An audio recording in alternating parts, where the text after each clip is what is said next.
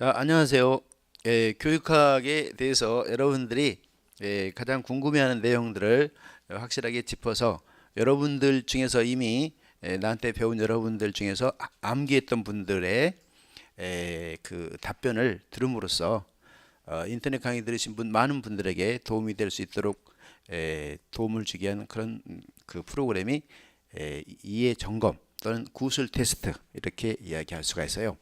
자, 그래서 먼저 교육의 기초에 대해서 우리가 먼저 한번 물어보도록 하겠습니다. 먼저 정범모 교수님께서는 교육을 무엇이라고 했으며 그 교육의 준거를 무엇이라고 이야기했나요?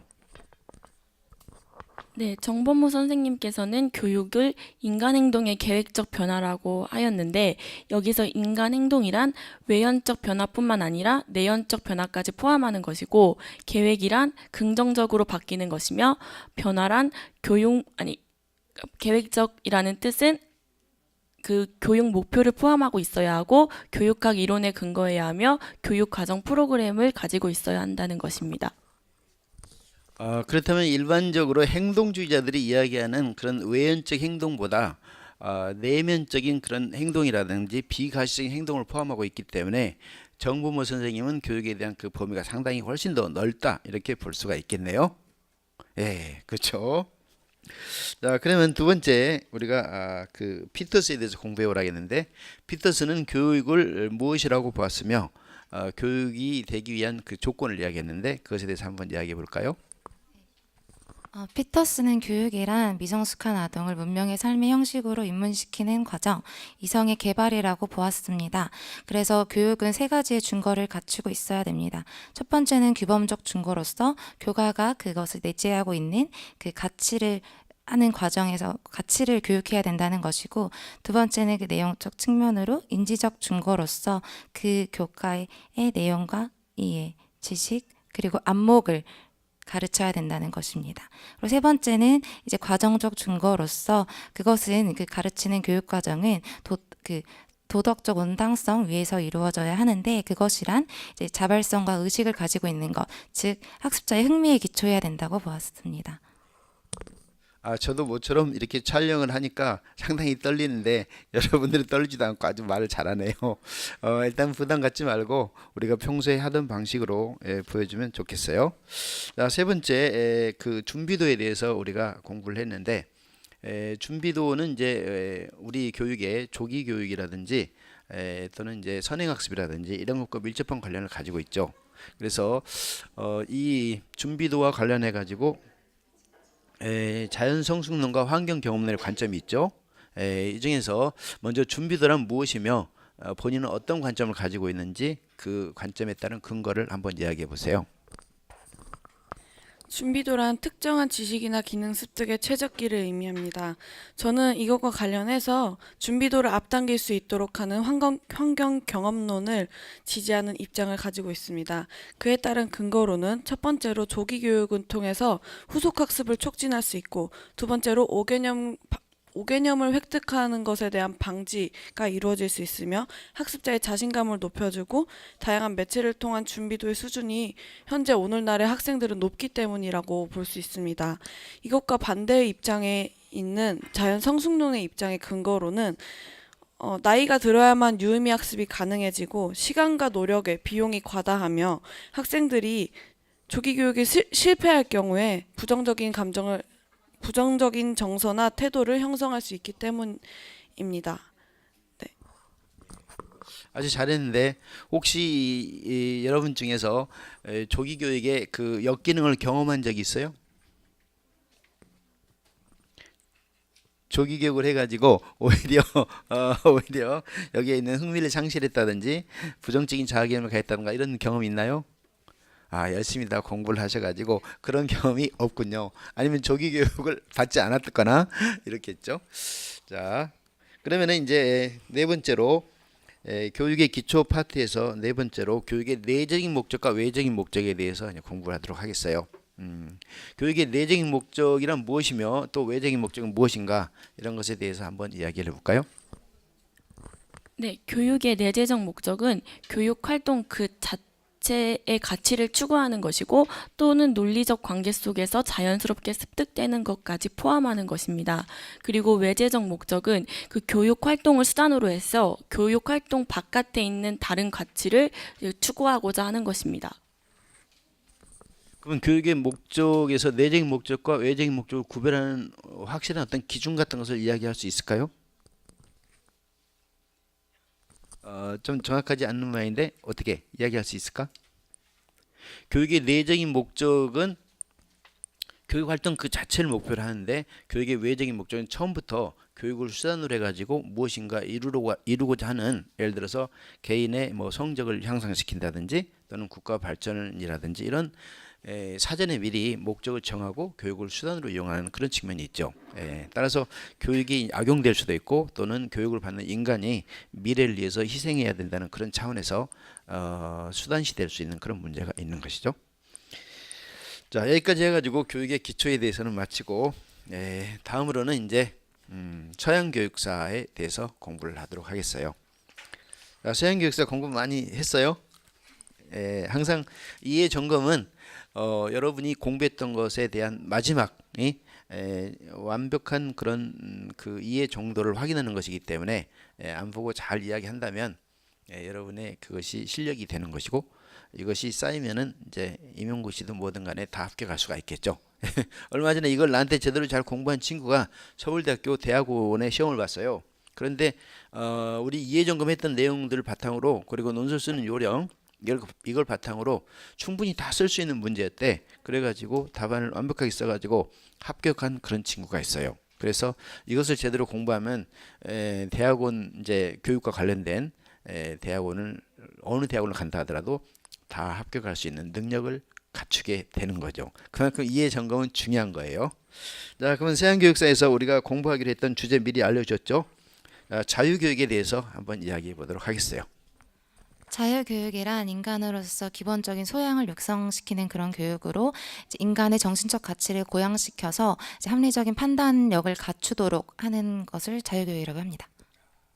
그러면 이게 자유교육이 2014년도에 임용고시 기출문제에 나왔는데, 자유교육에서 그 추구해야 될 교육의 목적은 어떤 것들이 있을까요? 첫 번째로는 그 판단력을 하는데 이제 도움이 되는 이성과 합리성의 개발이 첫 번째이고요. 두 번째는 이제 전인적인 인간의 육성이 이제 두 번째입니다. 그리고 세 번째는 이제 교양 교육이 세 번째이고, 네 번째는 그러한 이성과 합리성의 개발을 이제 칠교과로 할 수 있기 때문에 내재적 가치에 기반을 둔 교육이 이루어져야 된다고 했습니다. 7교과는 교과마다의 특성이 있기 때문에 그 교과의 본질, 오늘날로 얘기한다면 이제 교과 중심 교육과 중에서의 교과인데, 이 교과들을 교과의 본질에 맞게 제대로 배운다면 안목이 형성이 되고, 교과마다에서 지향하는 안목이 형성되고, 그 안목을 이제 형성하게 된다면 올바른 판단 능력을 갖지 않을까, 그런 생각이 드네요. 그럼 오늘날 우리 교육은 자유 교육을 하고 있습니까? 아니면 지식 교육을 하고 있다고 보나요? 오늘날 교육은 지식 교육에 많이 치중이 되어 있다고 생각합니다.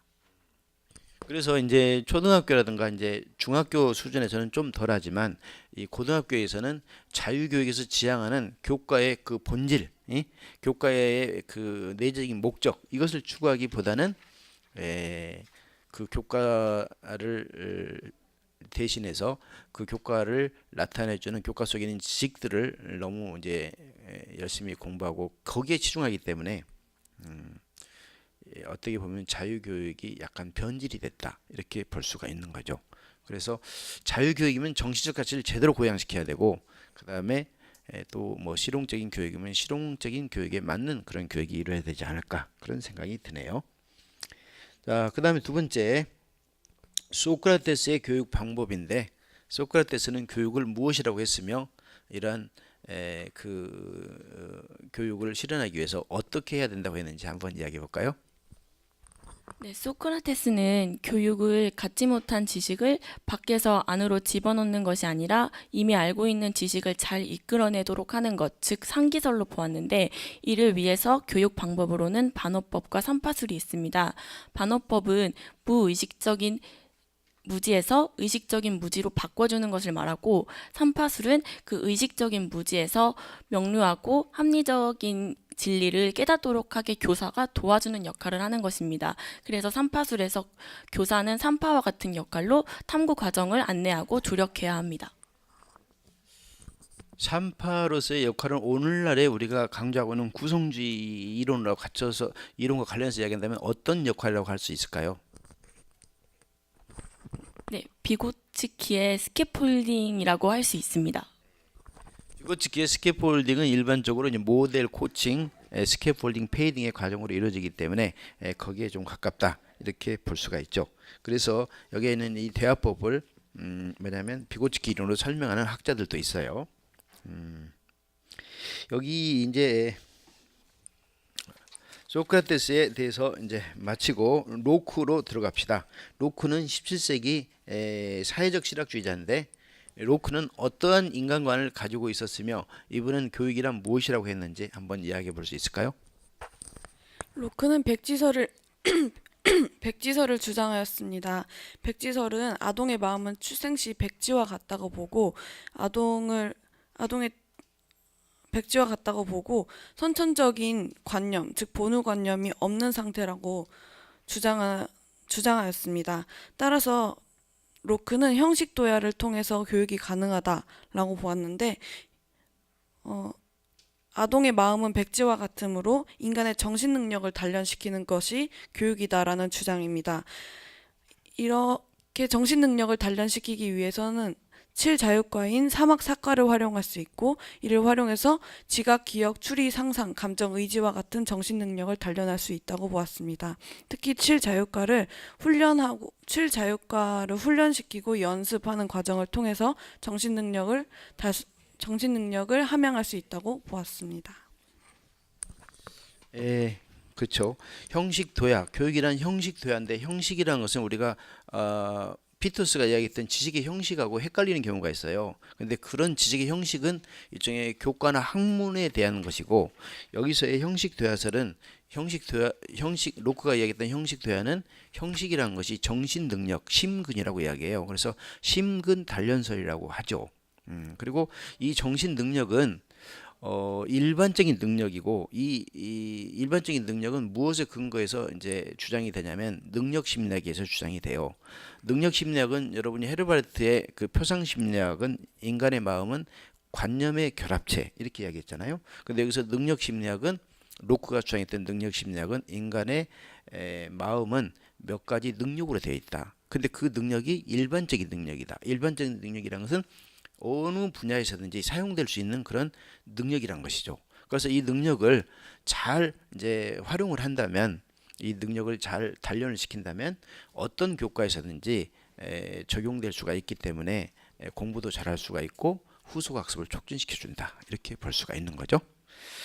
자, 이제 마지막으로 자연주의 교육인데, 자연주의 교육은 지식 중심의 교육에서 벗어나 가지고 인간의 내재적인 가치, 인간의 자연적인 가치, 본성, 이것을 중요시 하는 거잖아요.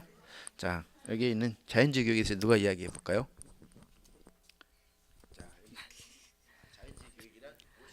네, 자연주의 교육이란 인간의 본성을 인간의 발달 단계나 또는 자연의 순리에 따라 발현시키는 것을 말합니다.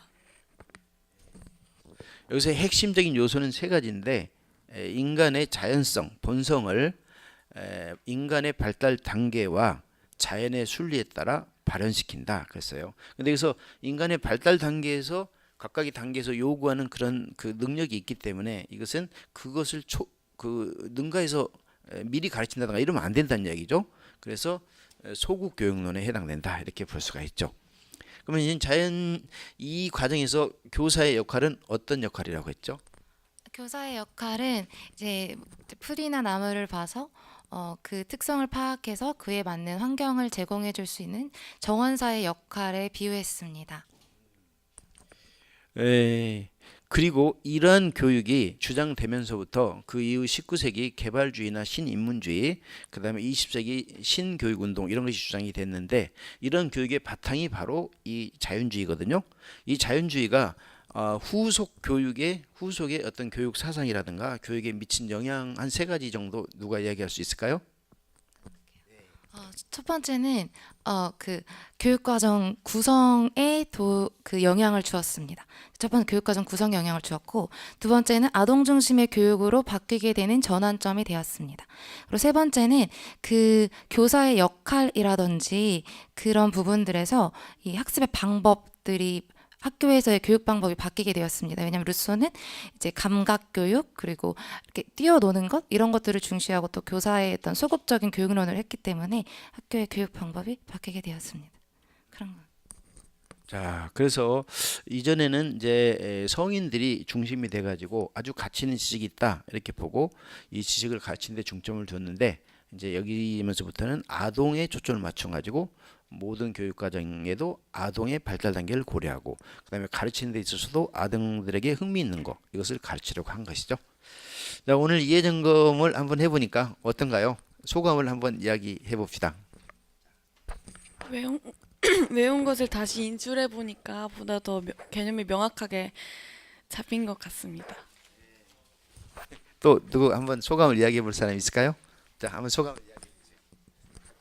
네, 그 제가 아는 것을 다시 말로 이렇게 내뱉었을 때 그냥 알고 있다는 확신을 갖게 돼서 네, 뿌듯했습니다. 그 다른 사람이 말하는 걸 들을 때 이렇게 구성할 수도 있구나 신기했습니다.